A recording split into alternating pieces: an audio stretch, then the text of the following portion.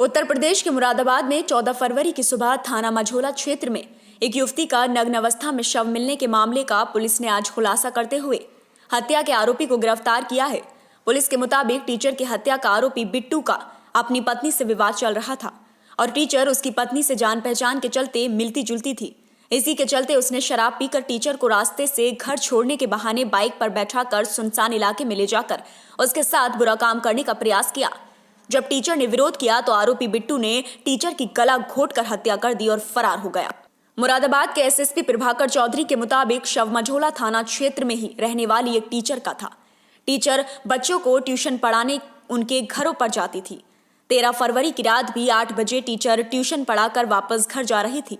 तभी रास्ते में उसके परिचित बिट्टू ने उसे रोका और बाइक पर घर तक छोड़ने की बात कही। टीचर बिट्टू की पूर्व परिचित होने की वजह से उसके साथ अपने घर जाने के लिए बाइक पर बैठ गई। आरोपी युवक बिट्टू टीचर को बहाने से सुनसान वाले रास्ते से लेकर एक खाली प्लॉट में पहुंचा और वहां उसके साथ बलात्कार का प्रयास करने लगा। जब टीचर ने इसका विरोध किया तो उसने गला दबाकर टीचर की हत्या कर दी और फरार हो गया। शव मिलने के बाद मौके पर पहुंची पुलिस ने शव को पोस्टमार्टम के लिए भेजा और छानबीन शुरू कर दी।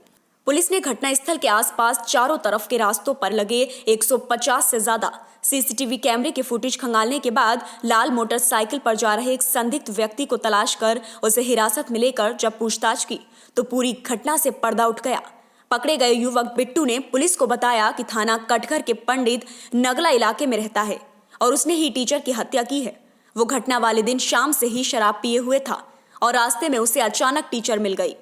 उसने टीचर से घर छोड़ने के बहाने से उसे बाइक पर बैठा लिया। रास्ते में उसका ध्यान भटका और उसने टीचर को खाली प्लॉट में ले जाकर उसके साथ बलात्कार करने की कोशिश की, लेकिन टीचर विरोध करने लगी तब उसने उसकी गला घोंटकर हत्या कर दी। पुलिस के मुताबिक आरोपी बिट्टू के ऊपर मुरादाबाद के कटघर थाने में 5 मुकदमे गंभीर धाराओं में दर्ज हैं। अज्ञात महिला की डेड बॉडी मिली थी। मुकदमा उसमें तत्काल प्रभाव से दर्ज किया गया और जब ट्रेस किया गया तो वो महिला मझोला थाना क्षेत्र की ही निकली। मझोली के आसपास का इलाका था। पुलिस ने जब इसमें इन्वेस्टिगेशन शुरू किया तो ढेर सारे सीसीटीवी कैमरे खंगाले गए जिसमें एक बाइक पे ये जाती हुई दिखी और लगातार उस बाइक को ट्रेस करते हुए हम लोग जो घटनास्थल तक वहाँ तक पहुँचे और फिर जो इन्फॉर्मर हैं सीसीटीवी फुटेज के माध्यम से पहचान की गई जिसमें बिट्टू सागर का नाम प्रकाश में आया। इसको अरेस्ट किया गया और अभी पुलिस की गिरफ्त में है वो।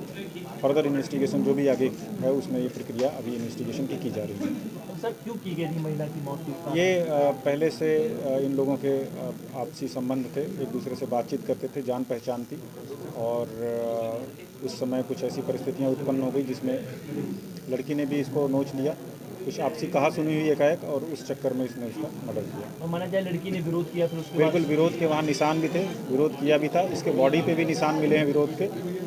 इसमें ऑलरेडी जो नाखून है महिला के वो लिए गए हैं, नाखून के सैंपल लिए गए हैं और डीएनए टेस्ट के लिए भी मैचिंग के लिए भेजा जाएगा क्योंकि ये प्रमाणित हो गया है कि इसके साथ छीना झपटी हुई थी जिसमें हो सकता है कि स्किन में डीएनए वगैरह के सैंपल मिले। इसका आपराधिक इतिहास क्या है? ये अकेला है? ये लगभग इसके ऊपर 5 मुकदमे हैं। पहले भी ये 376D में जेल जा चुका है।